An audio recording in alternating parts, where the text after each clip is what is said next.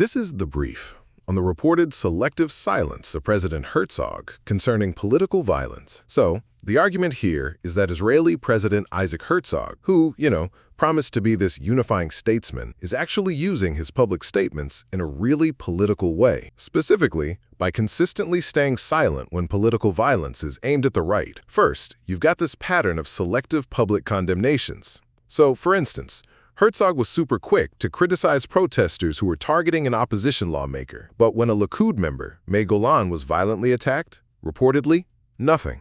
The idea is that he only speaks out when it fits the anti-government protest narrative. Second, this apparent double standard shows up in how incidents are prioritized.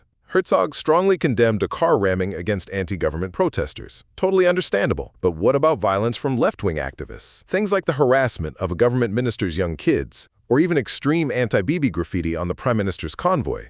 The article points out radio silence. And finally, the claim is that Herzog really uses his statements as a tool to criticize the right. He had some really strong words for what he called horrendous events by a few settlers in Samaria. But on the flip side, he rarely says anything publicly about the silent terror often reported in that same region, which suggests his focus isn't on condemning all violence, but specifically on hitting the right-wing bloc. The bottom line here is that this pattern of selective outrage really chips away at the whole idea of the presidency as a unifying, non-political office for everyone.